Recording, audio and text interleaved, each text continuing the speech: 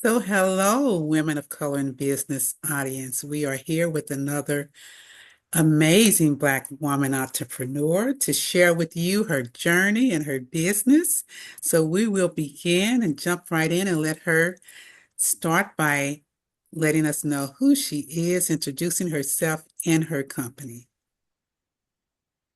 Well, Lynette, thank you so much for reaching out to me and giving me a platform to talk about what I do. I wear many hats.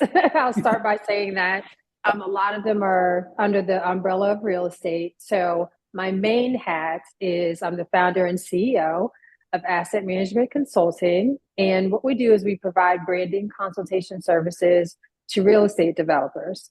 So we have a mission to elevate the untold yet worthy stories of real estate development.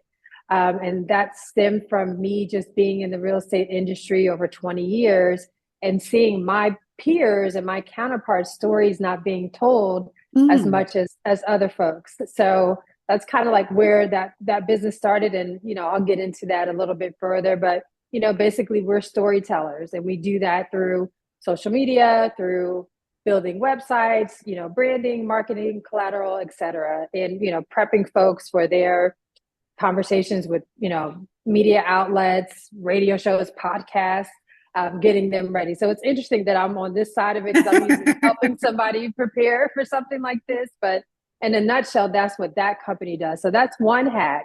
okay. The other hat that I wear is I co-own a title abstracting firm with two Black women that I worked for 15 years.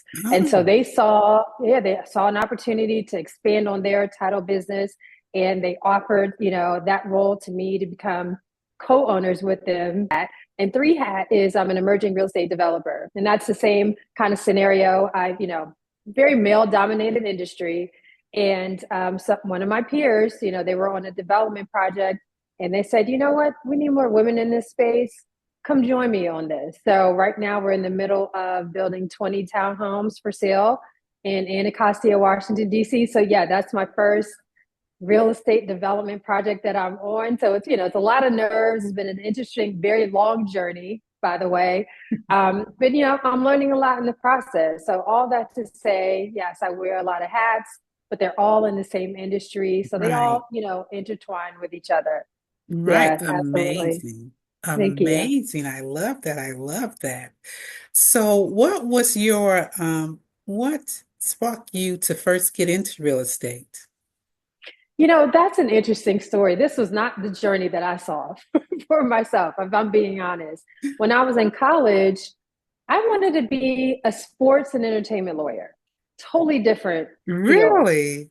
Yeah, absolutely. I was really into sports. There was a show out called Arliss, and it just fantasized the whole industry. So I was going down that path.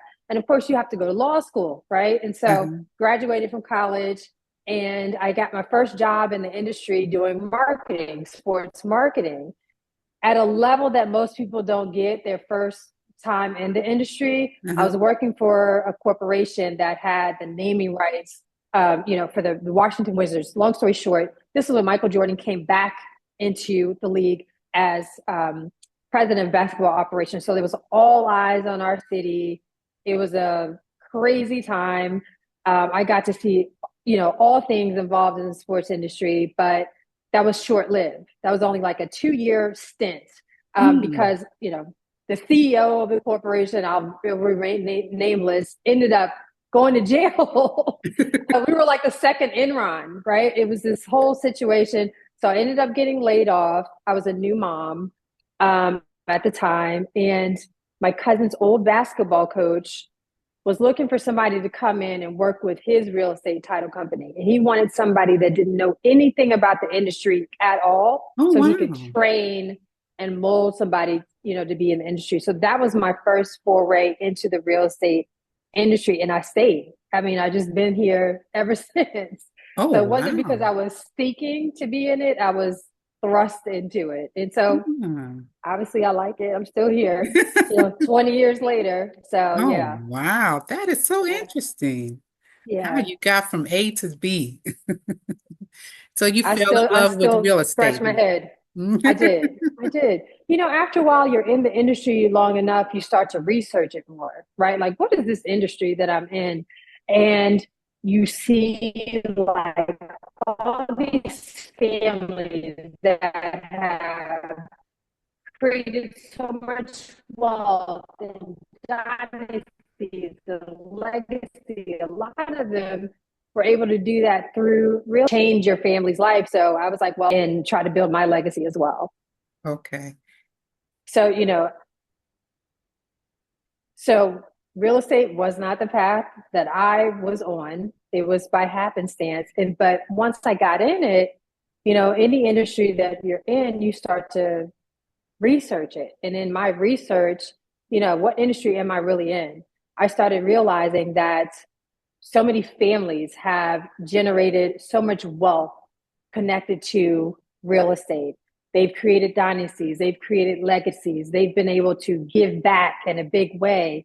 And all Mm, of that stemmed from their start in real estate. I mean, a lot of mm, people tell the story, well, not even a story, but they ask the question, is McDonald's a food company or is it a real estate company? uh, And the real answer is that they're a real estate company because they have so much real estate that they've built wealth on. It's not from selling hamburgers. So just learning about the industry and what it can provide going forward is what really made me fall in love with it. okay, I love that. I love that concept of people have built so much wealth and left legacies, through real estate. Wonderful. So so your journey from first your college career to thinking, I'm going to be a lawyer to going into the real estate arena, did you ever be prior to that see yourself as an entrepreneur? Was that something in your mind that you wanted to be at some point in your life, or was it just totally a different turn for you completely? Yeah, completely. It was, I mean, being an entrepreneur was almost like a fantasy. It's like something you saw on TV, right? It just, everyone is raised differently. And, I was raised by really hardworking people, but they were hardworking for somebody else, right? It was Mm, never, I can't remember a time where we had conversations about even them having dreams of opening a business. So I did have some like family members that are, once or twice removed that were entrepreneurs, but my immediate family, my mom and dad, my right. grandparents, they were not entrepreneurs. So sometimes you got to see it to believe that it could be you as Yes. well. So my aspirations weren't to be a business owner. They were just to work really hard in a fun industry. Right. That's really what my aspirations were. And it's interesting because now that I look back like, did I really do this? Like, it's almost like that imposter syndrome people talk Right. about all the time. Right. It's like, did I really do this? And you got to catch yourself because sometimes you go down this rabbit hole where you're like, well, I hope the bottom doesn't fall out because Mm, I don't know, was this really for, the path for me? I didn't see anybody doing this. So, all that to say, just because you don't have necessarily a perfect example of entrepreneurship, there's still like qualities that you can pick up growing up that can help you, you know, in the entrepreneurial path. So when I was growing up, my parents really encouraged me to be in the arts, take ballet, take tap, take piano, take violin, uh-huh. drama, stuff like that. So that really honed into my creative brain, that side of me. So I use that creativity now in my business because my business is marketing, it's branding. So it's a lot of creativity. So they still encourage me. It's just in a different, in a unique way. Got it. Got it. I love that you shared what you just shared because that's very important. A lot of times we think we have to start off a certain way or have a certain background or have certain things around us to jump into this entrepreneur. I say it's a very brave space. Anyone who comes into this is a brave person. So to be brave enough to take the step to start your own business, And as you spoke to so eloquently, sometimes we stop and we think and we look back and we wonder, okay, how did I get here, right?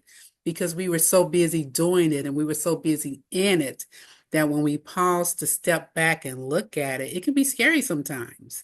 That realization that, this is the path that I'm on and I don't know where it's going to end. I don't know how far it's going to go. And those fears can creep into your mind. And I think you are just a great example of sharing these details because to look at where you started from and the different businesses you are involved in now, someone on the outside looking in would be like, oh, I can't do that.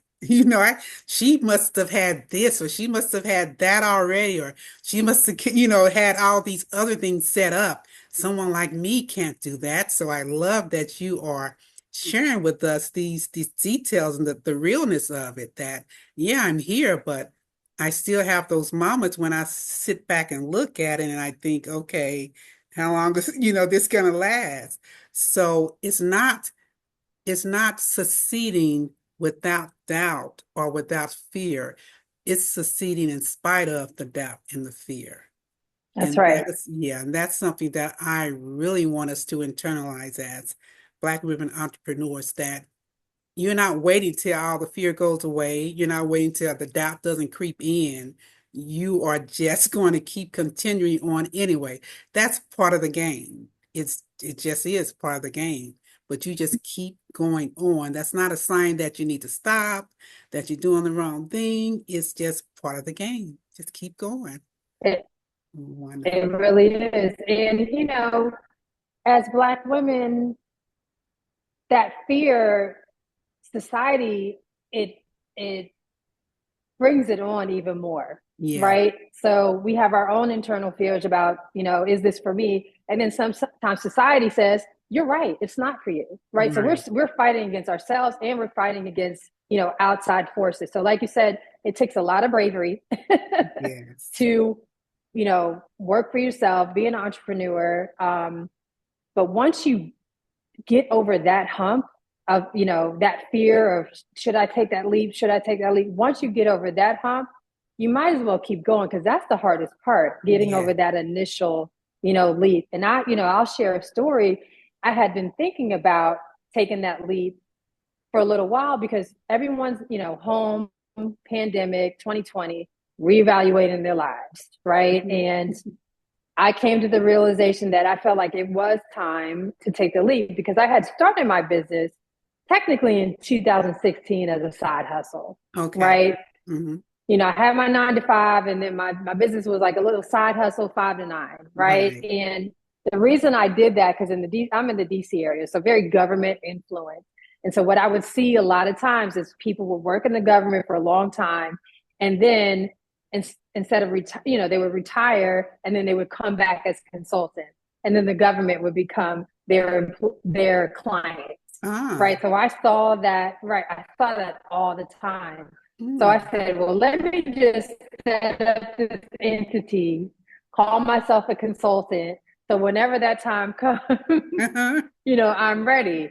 So, first year doing that, I probably made $500, whoop de do, right? But I had to encourage myself. I had to tell myself, stop giving away free information, stop giving away free advice. You have something to share, you can make a business out of it. I had to talk Mm. myself into it. So after being at home, pandemic, reevaluating in 2021, I finally said I'm gonna take the leap. And it's almost like I felt something pushing me the day that I was going to resign from my job because Oh, that fear started to kick in and my yes. boss started to leave. She went to the elevator and literally I felt something push me and said, "Go say something to her right now, or you are not going to have the chance to do it again."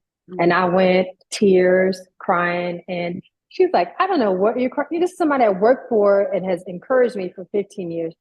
So I don't know what you're crying about. I'm happy for you. Go do your thing." And so all that Oh, fear, diminished. So it's great. The journey is great. It's scary, but the yeah. journey is great. It's been great. Yes. Wonderful, wonderful story. So what would you say has been one of your biggest challenges in starting your businesses? You know, it's always about capacity for me.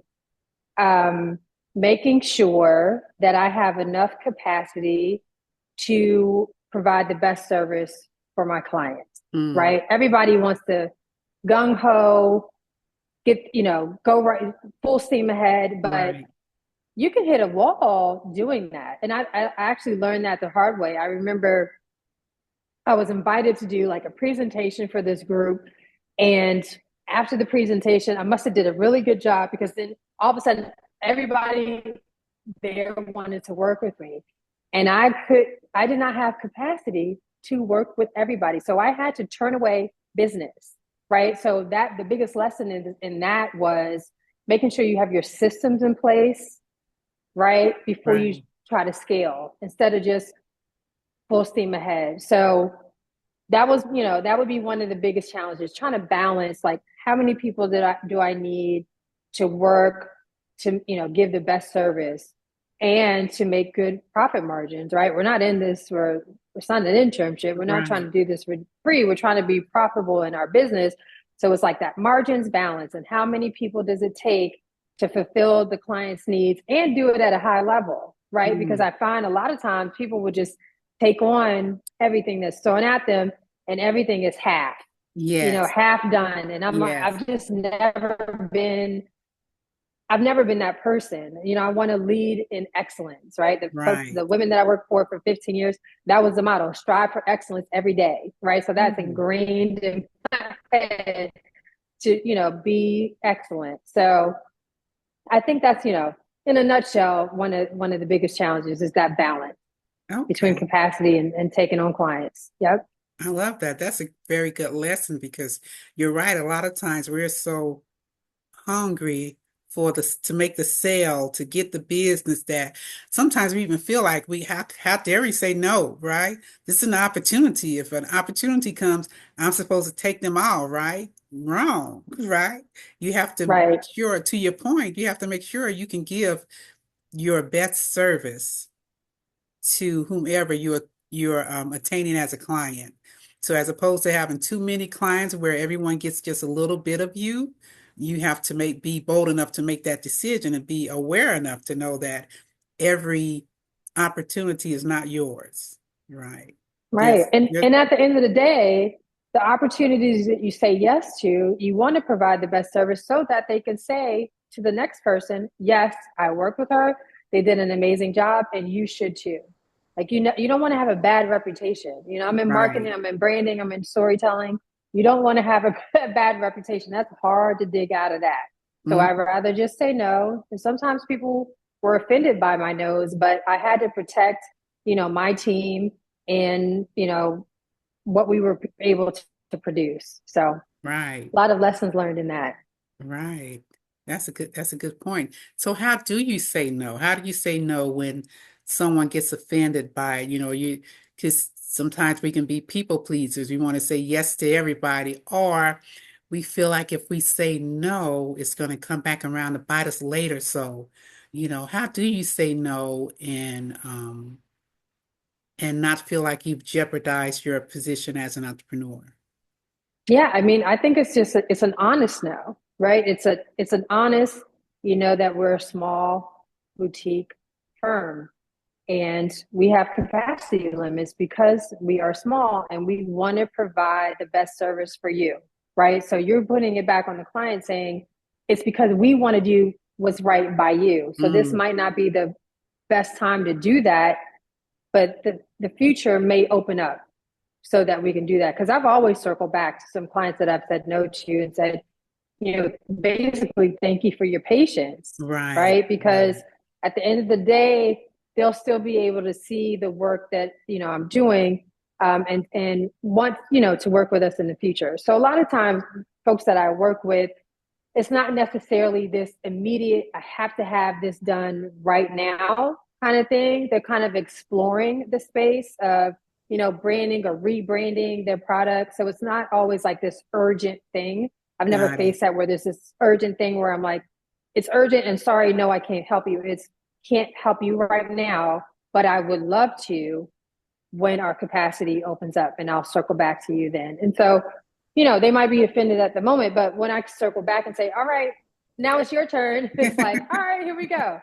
So, I haven't had, a situation where, my name is ran through the mud because I said, no, I think people respect you in a way when you frame it that way, where you're saying, Right. it's because I want to provide the best service, right? Right. I don't want to just take your money, right? Hmm. Because, a lot of people, they want to get value for the money that they spend. And I'm working with a lot of other small businesses, right? So I value, how they spend their money too. So I'm just, I'm not here to just take anybody's money. So I Right. think they respect that. Yeah. Sounds good because that speaks to, I want to do the best thing for you and for me, right? I Right. just don't want to just have take your money and put it in my pocket. I want to do what's best for both of us. That's right. Win-win. Hmm. So as being a Black woman entrepreneur, what is something that you wish was available to you as a business owner? That's interesting. Um, because currently I feel like I have something available to me that I wish I may have had earlier. So Okay. I'm in a group called the Bold Collective, which is a sisterhood of Black women entrepreneurs. Many of them are the top 1% in the nation of, entrepreneurs. And it's a community that I wish everybody had, right? Hmm. It's women in business, some that have made, $30 million, some that are just starting out. So you get the different aspects. It's a supportive community. We're God girls, right? So it's like women that also are strong in their faith and they're entrepreneurs as well. Those kind of tribes, somebody you can run ideas off of or learn from mistakes, them sharing mistakes that they've made because you don't have anybody to talk to about Right. stuff like that. So I would say just, and we come together and we're trying to go after, bigger contracts and, we're trying to knock the doors down together because we're stronger together. Right. So I Right. think that when I say, what do I wish that I have? Well, I feel like I have it now. So Got I it. wish I had it earlier. Sooner. So Got it. exactly, exactly. Because it's nothing like being in a tribe of women that literally understand what you are dealing with, Yes. right? It's Yes. hard, it's not like knocking people that are not business owners, but it's hard to have those kind of conversations because they're like, you're a business owner, like your life should be great, like you should be Right. happy. And it's like, wait, no, you don't understand. Yes. This Yes. thing is It hard. is. It This is. is hard. It is not for the weak. It is not for the weak. Managing people, managing finances, forecasting. How are we going to survive, for 1 year? How are we going to survive for 3 years? Like keeping up with all the licensing and taxes. I mean, Yeah. there's layers to this thing, Yes, it right? is. And if you're not in it, you're not going to understand what I'm talking about. So you're not going to have a lot of sympathy for me, which is cool because I don't expect you to even understand what I'm dealing with. So being in a community of Black women, right? That's a very Right. unique community. Yes. Our struggles are very unique. Yes, they are. So having that community has definitely been a blessing. I'm glad it's here. It didn't Right. come in the beginning, but I'm glad it's here. Wonderful, wonderful. That's beautiful.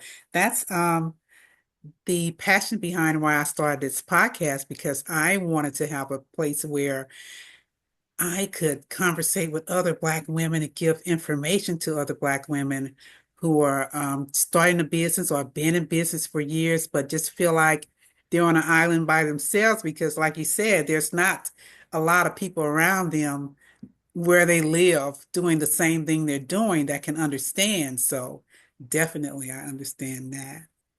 So when we talk about the business where you do the storytelling for businesses in real estate, what is the top problem that you solve for them with your business?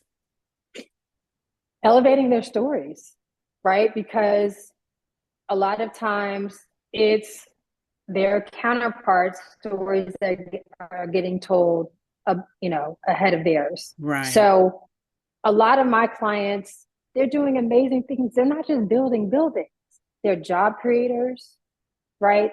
they're building communities for our families, right? A Yeah. lot of them are affordable housing developers. There's stories within stories in that. Mm, It's not about just putting up those bricks and opening doors, right. right? A lot of them have, programs that are built into their buildings where they're helping, workforce development, financial literacy, you know, holiday gift giving, because a lot of the people in their communities, you know, maybe low income or middle income. So there's a lot of stories that come out of that. A lot of their residents build jobs, build businesses within those communities because they found a place that could be supportive of it. So I'm thinking, not that I'm thinking, but I know that that's what I'm solving for, elevating those stories that just don't get told. Got you. Got you. Yeah, And what medium do you use absolutely. for that? So like if we wanted to see some stories of, companies you've worked with, where would we go to find those? Well, I mean, I have my website where I talk about, things that I've worked on, services, things like that. And then you can see, we have links to maybe there's a groundbreaking we did or a ribbon cutting we did, or, some behind the scenes that we did where maybe a client was interviewed by one of the bigger media publications. So we're a lot of like behind the scenes Got it. kind of Right. folks. And that's something that has also been kind of a challenge because our job is to elevate other people's stories. A lot of times people don't even realize it's us Right. doing it. So we have to do a better job of saying, raising our hand and say, yes, we were the ones that helped them do that, right? They Right. see this elevation from, our clients, but they don't realize, they think it's somebody in-house, doing that Got it. work. But Got it. it's been outsourced. So that was one of the things that I had to do, and most business owners have to do, is take a pause and work on their business instead of in their business. Mm, Right. So one of the things I did, like I think it was last year, I was like, okay, we got to take a pause. We need to revamp our website and talk about what we've done. Because right. I've just had trouble with, you know, and I admire people that can do this because I think it's bragging, right? But some Uh-huh. people, no, you're saying, look, I've been given a gift, right? I'm operating in my gift, and I'm going to show you how I've been doing it. Saying, this is, I'm operating in my gifts. I would say mainly going to our website, going to our social media. We're doing a lot better Okay. of showcasing, work that we've done for our various clients. Right. That's a very good point because a lot of times you're correct. We're so busy getting it done that getting it done for others that we don't stop to think, okay, I need to promote myself too in the meantime to keep this cycle going, right? And to your point, when we see a commercial or see an ad or see, different information about different companies, we really don't know who was behind it. We don't know who made sure the set was right, made sure that, everyone was there to get the makeup, the lighting, and all that done, or who proposed that it should be done this way, right? So, Absolutely. That's my tribe, right? I love the creatives because uh, I know they're the ones that are behind the scenes getting it done, yes, right? That's who I love, those folks. wonderful, wonderful. Good stuff, good stuff. So, in your course of being an entrepreneur, can you think of something that's been impactful for you that you learned from either someone older or someone younger? Wow, I would say it's been both, right? Particularly my mother, because she worked in real estate as well, but through the Okay. government. So she was basically what you call an investigator for landlord and tenant affairs. And so she would try to help resolve when landlords and tenants had issues with each other and Okay. help them come to a resolve. And so growing up, I saw her take that on personally, right? It was more than a job. All of a sudden, I see her buying groceries for people. Sometimes y'all can come stay with us until you find the next place. Like she was that kind of person, right? And Ah, so, a life of service. My dad, same. They just lived, and they're both gone now, but they lived a life of service, and that has so much impact on me. Showing me that it's bigger than us, right? And so, and looking outside of ourselves, right? And so I think that kind of translates into what I do now, because I'm lifting up others, right? I'm lifting up others' stories. Like I always want to be in the background. Just being right here, right now on the podcast with you is just, it feels odd to me. I'm the, I call it a BTS girl, behind the scenes girl. So Um, I think that, that has definitely had the greatest impact. And, that also, I have another hat. I started a nonprofit called Building London Bridges. And kind of along the same lines of what my business does is, we elevate the, stories of real estate and real estate development, other like smaller nonprofits that don't necessarily get the shine that the bigger nonprofits do, right? But they are oh, doing really amazing, excuse me, impactful work. And, I feel like the more visibility that they get, I can connect them to, my network of people that, love to give and fund. And so they're not just writing automatic checks to the bigger organizations that are getting right, money anyway, because they right, have the most right. visibility, right? And so I've been influenced in that way to care about others deeply, the last, the least, and the left out, right? It's just, Okay. it's a, it's a humbling thing. It's a position of service. And I try to, incorporate that in everything that I do, whether it's work, whether it's nonprofit, personal, what have you. So I think that's the greatest impact. And then, that's, older generation. I always like sat at the feet of, grandparents, like, cause I was like, I'm an only child. So I was always like the only kid around a lot of, Yeah, adults. yeah. So I feel like all that wisdom, right? That I was just being nosy. They would tell me, mind your business, stay out of grown folks' business. But I couldn't help it because I was just fascinated by Yes, their storytelling, right? It yeah, translates into what I'm doing now.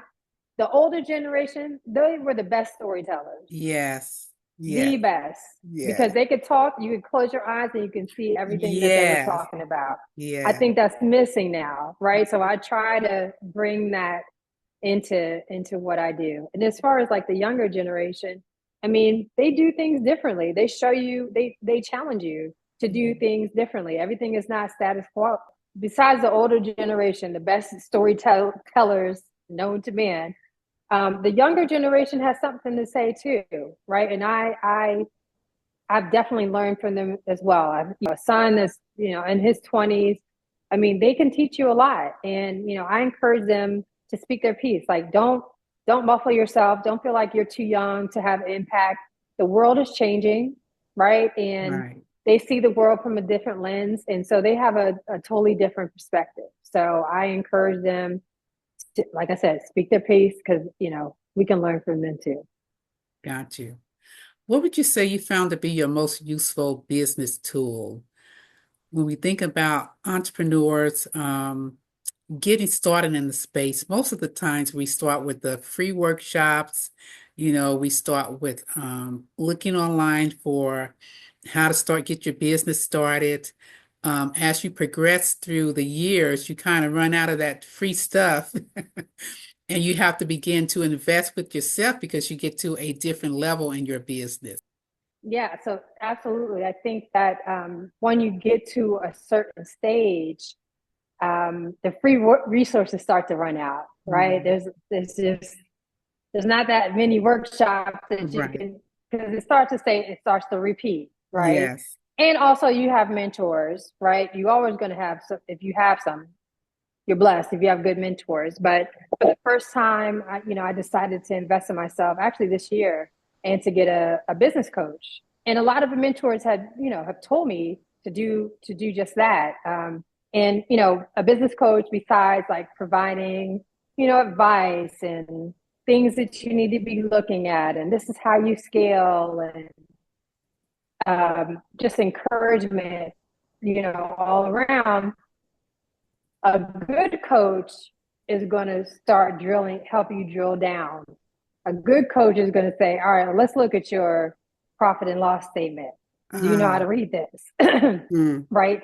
Um, let me help you forecast for years to come. Like some of the things unless you go to business school, you don't get taught like these certain, kind of things. So I think investing in a really good coach that's going to be intentional about not just operation side, Ah, but the financial side of your mm, business, because that's where it could get a little hairy, mhm. right? Especially if you don't necessarily have a background in entrepreneurship or, raised in that, type of environment.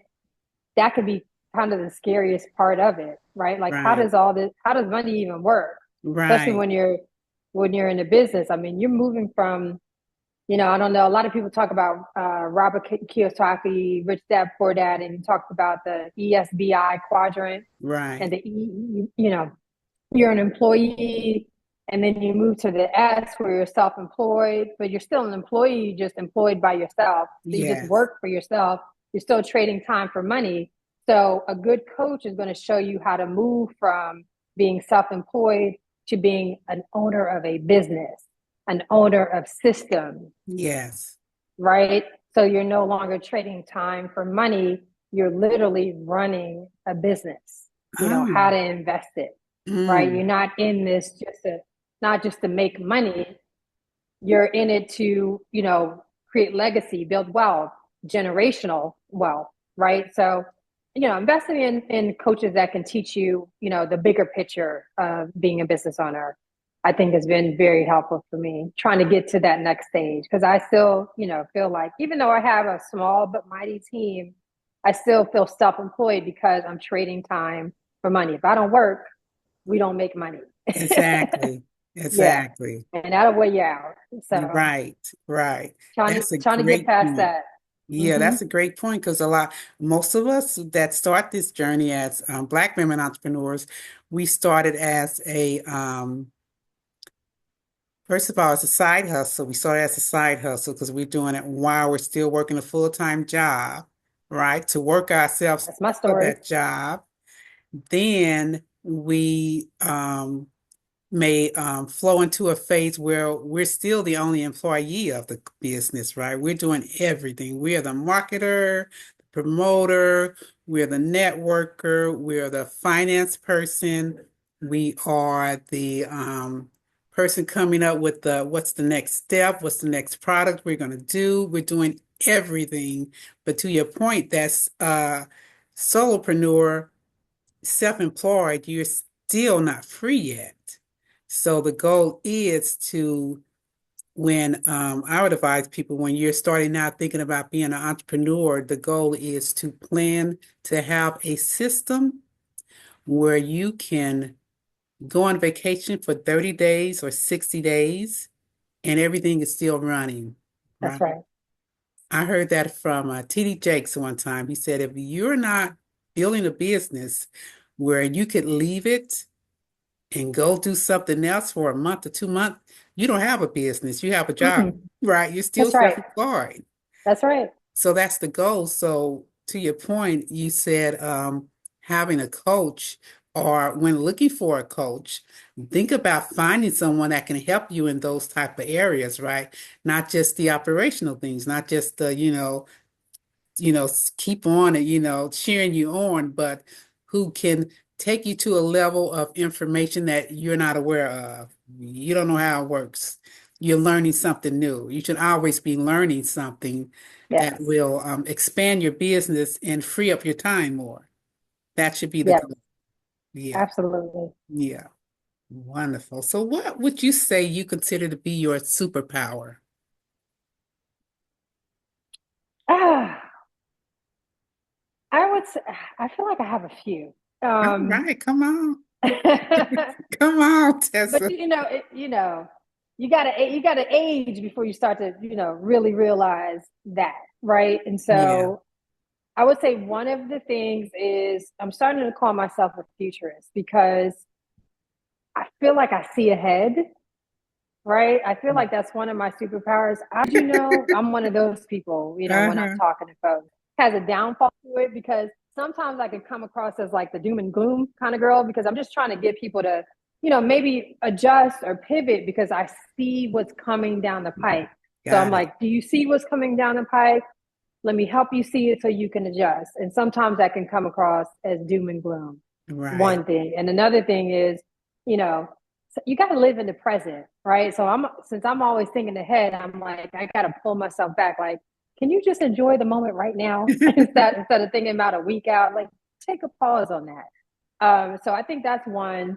I think another is I consider myself an empath. I feel others how others are feeling, and so Uh, if I can pick up on someone feeling down, or I just can pick up on stuff like that, and uh-huh. so I'm the one that's always trying to like lift somebody up, or encourage them, or Mhm. inspire them, or brighten their day. Be a cheerleader, Uh-huh. to them. So I think that's, another superpower of mine. Well, I guess, those are the two main ones, Okay. right? So looking towards the future, having vision, and inspiring and uplifting others. Wonderful. Wonderful. So, where do you see your business? Now, you have three businesses, correct? Technically, yes. Okay. So I've got, my main business, is the branding on the real estate side. I think the other one, I'm more like a silent partner. So I just, when it comes to like financial stuff, making decisions around that, but like operationally, it's not much I need to do. And then, the emerging developer building townhouses that I was talking about. So Okay. yeah, I would say three. Okay. So let's look at the storytelling business. What do you see yourself in that business, say, in 5 years from now? Or have you looked forward that far? You know, it's interesting because when I look, because like I said, I'm always looking towards the future, right? Yes.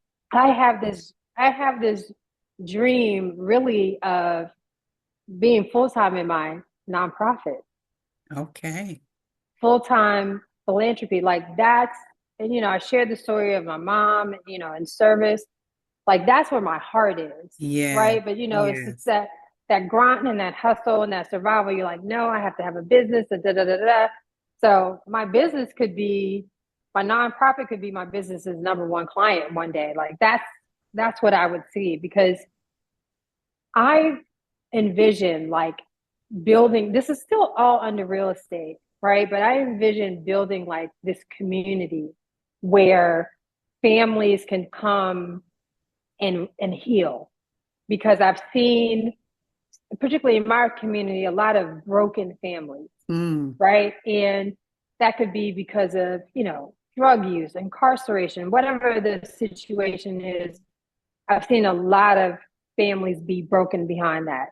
And I just envision like creating this community where, let's say for example, one parent was incarcerated and they Mm-hmm. come back, and so Mm-hmm. they come into this community, so they're not immediately together, because that could cause strife, or they don't know how to. One parent's been gone for a while, so the Right. the other parent has set up all these systems, and then the other parent comes back and comes in and disrupts. So it's like ease them back in together, creating this community. It's almost like mom's on this side, dad's on this side, and in between is counseling sessions and financial literacy classes that you take, and you do all these things till you get to a point where it's okay, now it's time for y'all to come back together as a Ah, family. So when I look ahead, I guess I'm looking all the way ahead, gotcha. right? And that Gotcha.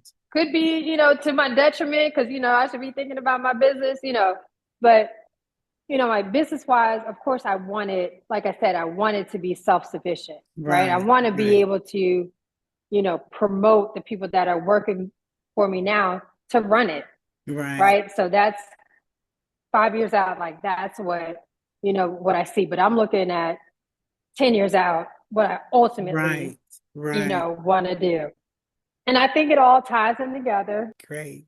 So when you think about well, being a Black women entrepreneur, we are especially in today's society, fed so much the message of grind, grind, grind, and go, go, go. How do you balance that? Because one of my passions is that if we're not taking care of our wellness, our well-being, what good is the money, right? That's right. If we get the money and our health is at the poorest it could be, we can't go anywhere to enjoy the money. Um, so what do you do in terms of taking care of your mental and your physical well-being as an entrepreneur? Yeah, definitely. I mean, that's something that it took me some time to learn because, again, I was raised by really hardworking people, Mhm. right? And so, unfortunately, I think my dad did a better job of it than my mom and just taking time out for themselves, right? Uh-huh. Because, I mean, my mom she didn't vacation a lot. Mm. Things like why is she's spending money to make sure that I get to vacation, I get to do fun things, but I don't see her doing it for herself, right? And Mhm. so I had to like for myself learn how to kind of break out of that mindset. And I think it was once my son went off to college and I was home with just me Uh-huh. and getting to know myself that Yeah. I got to a point where I said, you done good, girl. Like calm down. You don't have to do all this hustle and grind. You got your son to college, Yeah. as a good kid. Take some time for yourself, so that for me that like I really, really love art. That's like my checkout method. Ah, Um, so I love, checking out and just resetting. And again, I'm in the creative space, so a lot of times that'll re-inspire me. It's almost like writer's block. I'll like hit writer's block, so I need to get re-inspired. So I check out by, go visiting museums, looking at art, um, going to eat something, a nice meal. I mean, uh-huh. people underestimate, the power of that. Tea time, like Yes. being a girly girl, right? Yes. Because, being a business owner, it's very like hustle grind man, Yeah. Yes. Sometimes I gotta get that Nasty. man stuff off of me. So I'll, do a tea time, or a spa, Uh-huh. and if the money's right, I'll hop on a plane and go somewhere, even if it's just for a few days of reset and just sitting in the sun. Because Mm. it's interesting. I'm born in the winter, but I'm not a fan of the winter. I'm not a fan of cold weather. So sitting in the sun, sitting at a pool, sitting on a beach, that's a good, perfect reset for me. Reading a book, always be learning, right? Yes. Yeah. That's my form of self-care. Nothing, nothing too crazy. Right, right. Is it something that you do like in your weekly schedule, or is it something that you do every once in a while when you I would say more like quarterly. okay. I have my Right. quarterly resets. Got it. Better about scheduling out and saying, all right, let's look at what's the next quarterly thing I'm going to do. Just check out for a few days. So Okay. I've scheduled those out until like mid next year. Uh-huh. Good. So Good for something you. to look forward to. Something Yes. to you know, on those tough days, those grind days, and you're Yeah. like, I'm ready to just throw it all away. You're like, calm down. You got a break. It's on your Coming up. calendar. It's coming up. Let's just get through, this valley, as they say, and then you can have your mountaintop moment. Yeah. Valleys, mountain, valley, mountain. That's life. Yes. Yes. Yeah, that balance. I like that. I like that you schedule it ahead of time.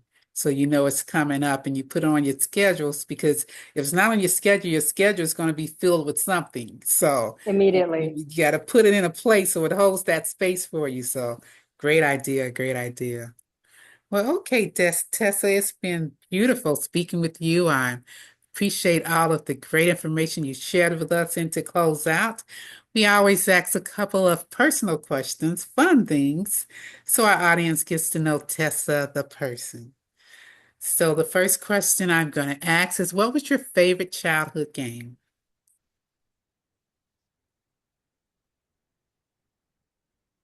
Gosh, I had so many. I was a spoiled child. I was a spoiled child. I had everything. So, I would say probably Atari, and I'm dating myself now. Okay. But like Pac-Man and Yes, yes. arcade games where you can Uh-huh. kind of check out of reality and go into an alternate world. I think, yeah, Those are my favorite games to play. Okay, wonderful, wonderful. If you could travel anywhere in the world, where would you want to go? I want to go, I have this desire to go to the Middle East right now. Okay. Um, they're being so innovative, and I'm fascinated about what their big plans are for what they're building. Uh-huh. Like I say that call myself a futurist. I feel like they're thinking like George Jetson on steroids. Right. Wonderful. If you can have a conversation with anyone from the past, who would you choose and why? I've always been fascinated by Madam C.J. Walker. Ah, Um, just being a Black woman entrepreneur, and she was doing the daggone thing, right? yeah. Like I Yeah. see these pictures of her driving in these fancy cars with her big hats, and she was just different, right? Uh-huh. And in a time that was different than ours Yes. now, right? To be Yes. bold like that, I mean, that's another level of bold that she Right. was. So Yeah. I would love, and she was born in December like me, so I just relate to her. I would love to have a conversation with her just to figure out where that boldness came from, what it was like to just be Right. driving around with her big but yeah, she's inspiring to me. Wonderful, wonderful. What is your favorite food or meal? I'm a fan of breakfast food. I love eggs. I think it's because that's the first thing I learned how to cook. And sorry, I didn't learn how to cook a lot of things. I can set, order really well. I can set Uh-huh. up, but yeah, definitely a good breakfast. I can eat breakfast all day, all night. I can eat cereal for dinner. I'm just a breakfast girl. Okay. Okay. And the final question, what do you want to be remembered for? Um, like I said, I was a cheerleader growing up, and I just want to be remembered for that person that uplifted others, right? Like she was the one that encouraged me, right? Hmm. She was the one when I was having a bad day. She came in, she said a few jokes, I laughed, and I forgot about what my issues were. Hmm. She inspired me to be a business owner. She inspired me to take a break, go on vacation. Like that's what I want to be remembered for, the one that was always encouraging, people to just put themselves first. Hmm. I Yeah. love that. I love that. Thank you. All right. Well, again, thank you for being here with us today and all the great things you shared with us. It was lovely hearing about your beautiful dreams of the future and your plans for your business and what you currently do now in your business. I think it's very unique and definitely needed. So thank you. And before we close out, though, I want to give you a chance to tell our listeners where and how they can connect with you. Yeah, absolutely. I think the best way would be to visit our website because our website has, all of our contact information, even on socials nowadays. So my website is asset dash mc.com. Asset is Tessa spelled backwards. By Ah, the way, that's what, okay. why I named that Okay. business that. Yeah. Thank you so much for joining us for another great episode. We hope you're taking with you some inspiration and great information. Be sure to follow, like, and rate our podcast 5 stars. Also, share it with other women of color in business that you know. Drop by the website at www.wocib.org and join our mailing list. We look forward to building a great sisterhood with you. Be well.